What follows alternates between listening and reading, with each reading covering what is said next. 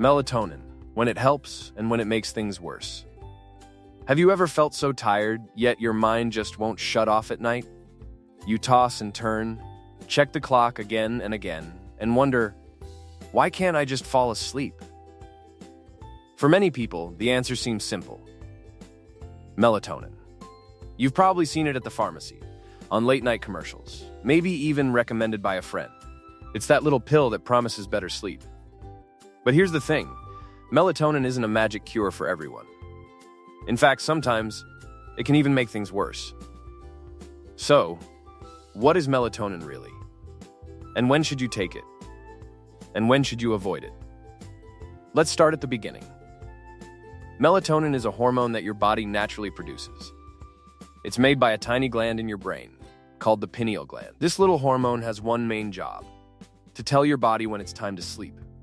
When it gets dark, your brain releases melatonin. You start feeling sleepy.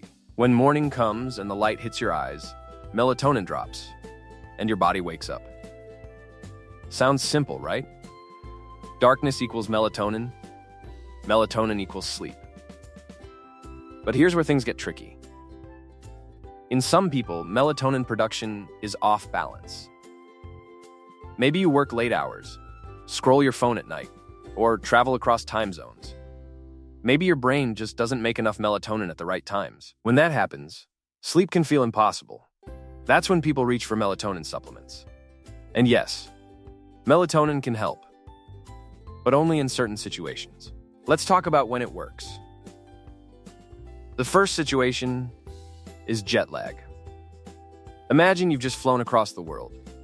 Your body is still on yesterday's schedule, but the sun has already risen in the new time zone. You feel awake when everyone else is asleep, and you feel tired when they are wide awake. Melatonin can help reset your internal clock. Taken at the right time, it signals to your body, hey, it's night.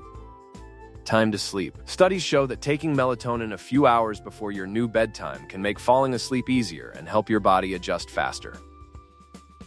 The second situation is shift work. If you work nights and sleep during the day, your body clock is constantly out of sync.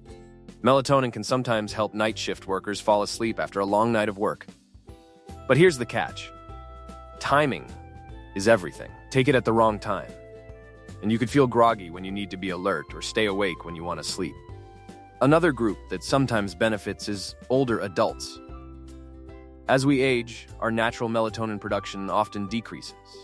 Some older adults take melatonin supplements to help them fall asleep faster. Again, timing and dosage are key. A small amount taken an hour or two before bed can help, but taking too much can actually disturb sleep. Now, here's the part people often don't think about. Melatonin doesn't work like a sleeping pill. It's not a sedative. It won't knock you out. It's more like a gentle nudge, reminding your body that it's time to rest. If your sleep problem is caused by stress, anxiety, or racing thoughts, melatonin alone may not fix it. You could still lie awake, staring at the ceiling, wondering why it's not working. And sometimes, melatonin can make sleep worse. One common mistake is taking it at the wrong time. Your body has a very precise rhythm.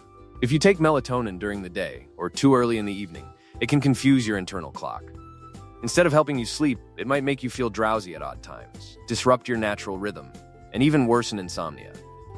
Another problem is dosage. You might think, more melatonin, more sleep, right? Not really. Research shows that low doses, sometimes as little as 0.3 to 1 milligram, are often more effective than higher doses. Higher doses can actually delay your body's natural rhythm and lead to morning grogginess. So bigger is not always better. Melatonin can also interact with other medications. Blood thinners, diabetes medications, and immune-suppressing drugs can be affected by melatonin. If you're taking anything regularly, it's smart to check with a doctor before starting melatonin. So, how do you know if melatonin will help you or hurt you? Ask yourself these questions. Is my sleep problem caused by a shift in my internal clock, like jet lag or night work? Do I have trouble falling asleep because my body doesn't produce enough melatonin naturally? Am I taking it at the right time? in the right amount? If the answer is yes, melatonin could be a gentle, helpful tool. But if your sleep problem is stress, anxiety, or lifestyle related, melatonin may not do much, and in some cases, it might make your sleep cycle worse. There's another side to this story. Lifestyle matters more than most people think. Melatonin works best when your body's natural rhythm is supported by healthy habits.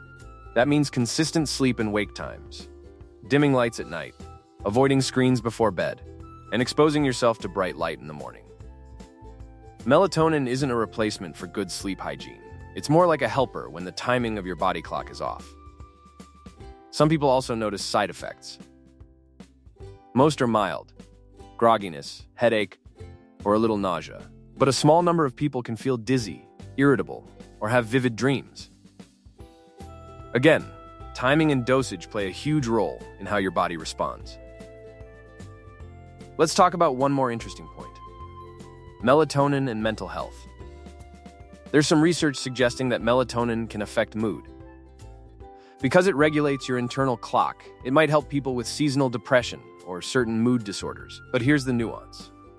Melatonin isn't a treatment for depression. It can support sleep, and better sleep can improve mood, but it's not a cure. So, here's the takeaway.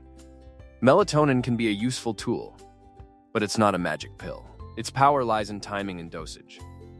Used wisely, it can help reset your body clock and gently guide you to sleep. Used poorly, it can confuse your system and even make your sleep worse. If you're considering melatonin, start small. Try a low dose about an hour or two before you want to sleep. Watch how your body responds. Adjust timing if needed. And pay attention to your lifestyle. Sleep, light, and stress all interact with melatonin. Ask yourself, am I using melatonin as a crutch, or am I supporting my body's natural rhythm? Because the best sleep often comes from a combination of both. And remember, sleep is not a race or a competition. It's a natural rhythm your body has been following for millions of years. And here's the most important question of all. Are you ready to listen to your body? Not just the pill. Are you ready to tune into your natural rhythm and give your sleep the respect it deserves? Because the truth is, real sleep doesn't come from a bottle. Thanks for watching.